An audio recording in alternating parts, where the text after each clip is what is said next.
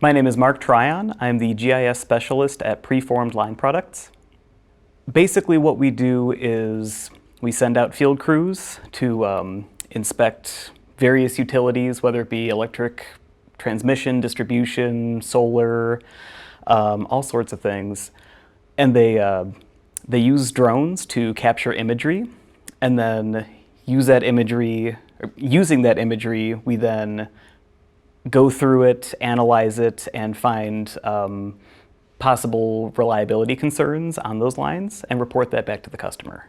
I don't go out myself, but I do set up GIS applications that they can use in the field. So they can pull up their smartphone or tablet and pull up a map of exactly what needs to be inspected. And then they can basically use that map to collect and report data and send it back to the office. You pull up Google Maps, click on a restaurant, you can see reviews, you can see photos, you can see hours, your phone number, all that kind of stuff. And that's kind of how our inspections work. In our maps, you can pull up the map and click on a pole that was inspected, and you can see the condition of, say, the insulators, the cross arms, the conductor. Every aspect of that pole you can see the data on by clicking that little point on the map. And it gives that all to them in real time. And yeah, then the utility can, send a repair crew out or, inspect for themselves and, make better informed decisions from there. I graduated from Cleveland State University in 2015 with my bachelor's in anthropology and a minor in geology. It was some of those classes for geology that first introduced me to GIS. The professors here are really good at kind of introducing you to different concepts, different applications for GIS, the different technologies that are available at the time that you take that class. So I felt I was prepared for sure for those jobs. I mean, one of my favorite projects when I was in the program was mapping out migration paths for refugees from war-torn areas.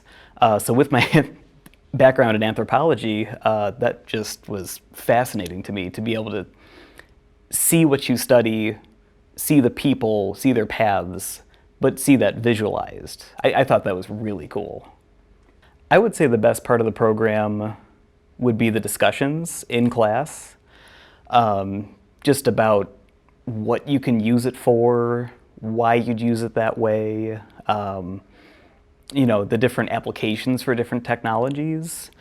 For example, we use a remote sensing scanner called LiDAR, and we use that to create a 3D model of whatever you're scanning. And going through all the applications of that 3D model, it can be applied to erosion control. It can be applied to inspecting a electric utility. You can see that in a 3D model right on your computer. What I would like people to know about GIS is it's not as foreign of a concept as they might think. A lot of people use it every day, whether it be through finding a restaurant on Google Maps or uploading photos from your vacation to Facebook, where there's a geotag that asks, how was your stay in Cancun? That's GIS, that geolocation of that photo on Facebook, which is something that, you would never look at and say that's GIS, but it is.